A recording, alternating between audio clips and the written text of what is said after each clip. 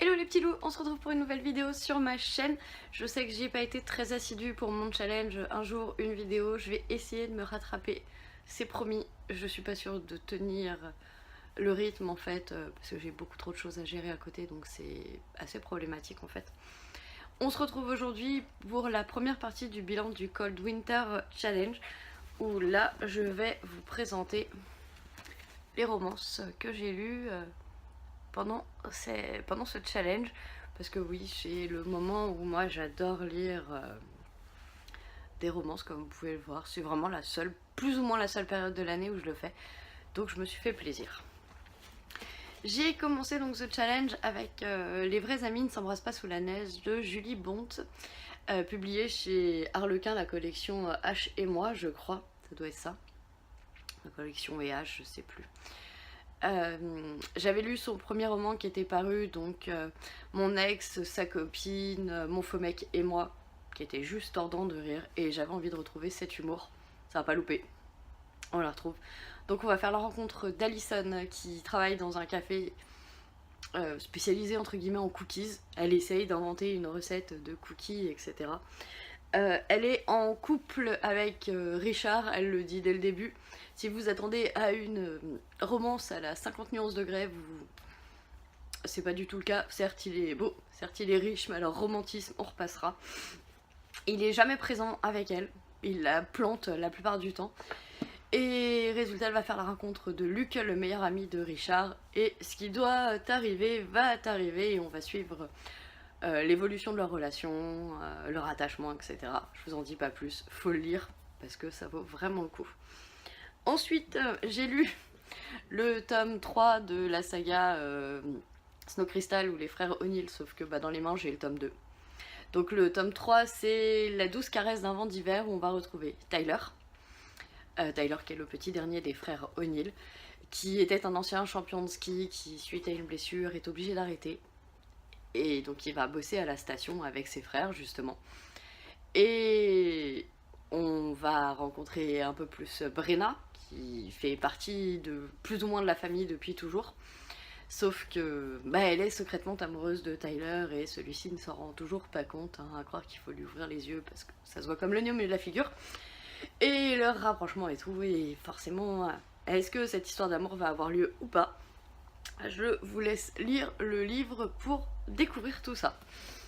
Ensuite, j'ai lu Laisse tomber la neige de Cécile Chaumin, publié aux éditions J'ai lu dans la collection LJ. Dans ce roman, on va faire la rencontre de Claire, si je me trompe pas. On va dire que c'est Claire. Il me semble que c'est Claire, mais je suis pas sûre. J'essaye juste de voir si je trouve son prénom, mais... Claire, oui c'est ça, c'est Claire. Donc Claire se fait planter devant l'hôtel le jour de son mariage par son cher et tendre. À bout de nerfs, elle décide de prendre la voiture en robe de mariée avec ses affaires pour sa lune de miel en Australie, sauf que sa sœur l'envoie dans un petit village montagnard au pied du Mont Blanc. Donc autant dire qu'elle n'a aucune tenue adéquate pour se pointer en robe de mariée en plein mois de décembre, je vous assure, c'est comme ça. Elle va faire la rencontre de... J'ai oublié son prénom. Je suis vraiment une mauvaise élève en ce moment, c'est dingue. Bon, en gros, elle va faire la rencontre de... Hector. Non, Hector, c'est son ex. Elle va faire la rencontre de... Je sais pas qui c'est. J'ai oublié, mais c'est pas grave, on s'en fiche. Elle va faire la rencontre d'un homme qu'elle va tout de suite surnommer Chabal, parce qu'il est grand, qu'il a de la barbe, etc. Machin. On va assister à leur joute verbale de leur rencontre jusqu'à la fin quasiment, et de l'attachement naissant qui va se faire entre les deux. Et je vous laisse découvrir que forcément c'est une romance de Noël, donc vous savez ce qui va se passer. Ensuite, j'ai lu Sur ma liste de Rosie Blake. Là, on fait la rencontre de Clara qui, elle, du jour au lendemain, a décidé plus ou moins de tout plaquer et de parcourir le monde et de découvrir tout ce qui se passe ailleurs. Et là, elle va tomber dans ce petit village où qu'elle trouve qui est complètement à l'abandon. Et il y a ce joli magasin de jouets qui n'est pas du tout mis en avant, que Louisa, qui est propriétaire, a décidé de partir et de lâcher le magasin du jour au lendemain.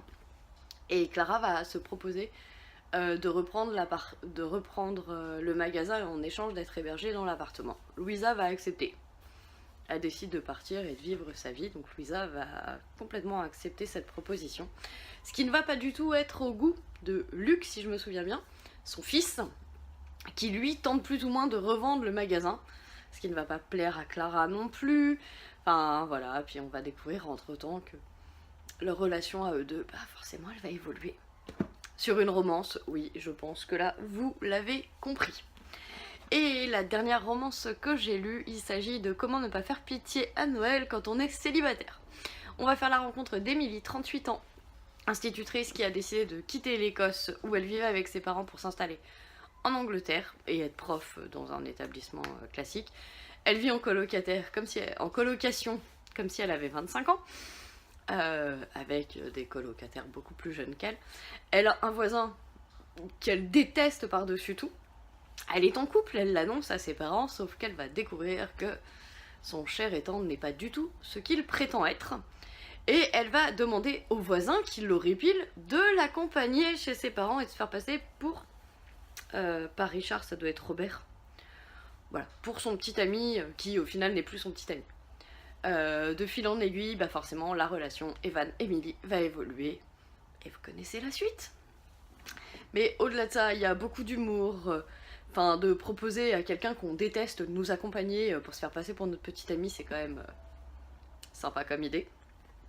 Et moi j'ai vraiment passé un bon moment de lecture avec ce bouquin qui, au-delà de la romance, parle aussi des relations familiales, etc. Donc c'est super intéressant. Et bah voilà pour mes petites romances de Noël que j'ai lues. J'espère que cette vidéo assez concise vous aura plu. En attendant, si vous voulez retrouver les avis détaillés, n'hésitez pas à aller sur le blog, j'essaierai de vous mettre les liens de chaque chronique. Et on se retrouve demain pour la suite du bilan du Cold Winter Challenge avec les autres lectures. Sur ce, bisous les petits loups!